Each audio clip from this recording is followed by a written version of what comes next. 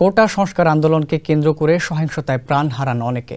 এই সহিংসতায় প্রাণ হারানো ২০ জনের মরদেহ এখনও পড়ে আছে রাজধানীর দুটি হাসপাতালের ৩টি মর্গে। চেহারা বিকৃত হয়ে যাওয়ায় চেনাই যাচ্ছে না তাদের। লাশের দাবি নিয়ে সামনে আসছে না তাদের স্বজনরা। থানার কার্যক্রম বন্ধ থাকায় হয়নি সুরতহালও, ফলে লাশগুলো পচে ফুলে গেছে, ছড়াচ্ছে দুর্গন্ধ। আরও জানাচ্ছেন আহমদুল্লাহ শিকদার। জানা গেছে ঢাকা মেডিকেল কলেজ হাসপাতালের মর্গে ১৭টি এবং শেরেবাংলা নগরে শহীদ সোহরাওয়ার্দী হাসপাতালের মর্গে রয়েছে ৩টি মরদেহ। ঢাকা মেডিকেলের মর্গে থাকা লাশগুলোর মধ্যে ২টি আসে উত্তরার কুয়েত মৈত্রী হাসপাতাল থেকে, আর ৩টি মরদেহ আসে কেন্দ্রীয় পুলিশ হাসপাতাল থেকে। এই ৩টি মরদেহ পুলিশের বলে ধারণা করা হচ্ছে। বাকি মরদেহগুলো রাস্তা থেকে তুলে আনা হয়।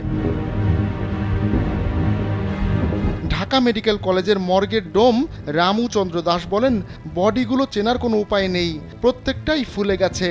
শাহবাগ থানার কনস্টেবল সালাউদ্দিন আহমেদ খান বলেন, এখন পর্যন্ত আসা লাশের মধ্যে যাদের পরিচয় নিশ্চিত হওয়া গেছে সেগুলো তাদের স্বজনদের বুঝিয়ে দেওয়া হয়েছে। বাকি ১৭টি লাশের বিষয়ে তারা সিদ্ধান্ত নিতে পারেননি। কয়েকটি লাশ সড়কে পড়েছিল কয়েকদিন। লাশগুলো ফুলে এমন হয়েছে যে সেগুলোর বায়োমেট্রিক ডাটা নেওয়া সম্ভব হচ্ছে না। ৩টি বডি পুড়ে গেছে, এগুলোর কিছু করা যাচ্ছে না। মরদেহগুলো নিয়ে বিপাকে পড়েছে ঢাকা মেডিকেল কলেজ কর্তৃপক্ষ। থানার কার্যক্রম বন্ধ থাকায় পুলিশের সুরতহাল প্রতিবেদন ছাড়া এগুলোর ময়নাতদন্ত করা যাচ্ছে না। ঢাকা মেডিকেল কলেজ কর্তৃপক্ষ বলছে, মর্গে জায়গা কম, ফলে এতগুলো মরদেহ দীর্ঘদিন এক জায়গায় রাখা যাচ্ছে না।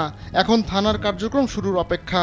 সাধারণ সুরতহাল ও অটোপসির পর ডিএনএ স্যাম্পল রেখে সেগুলো আঞ্জুমান মফিদুল ইসলামে দিয়ে দেওয়ার কথা জানিয়েছে তারা, যাতে পরে কেউ ক্লেম করলে ডিএনএ টেস্টের মাধ্যমে স্বজনদের জানানো যায়।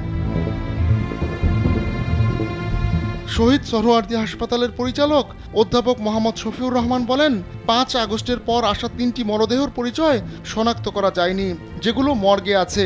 মরদেহের মধ্যে ছাত্রও রয়েছে।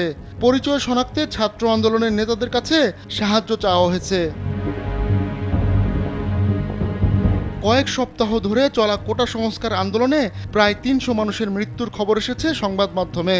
এরপর সরকার পতনের এক দফা দাবিতে আন্দোলন শুরু করলে ৪ ও ৫ আগস্ট ঢাকার বিভিন্ন স্থানে ব্যাপক সহিংসতা হয়। সে সময় পুলিশের গুলিতে অনেকে নিহত হন। আন্দোলনকারীরা ঢাকার বিভিন্ন থানায় আগুন ধরিয়ে দেয়, তাতে অনেক পুলিশ সদস্যেরও মৃত্যু হয়। আহমদুল্লাহ শিকদার, কালবেলা ডেস্ক।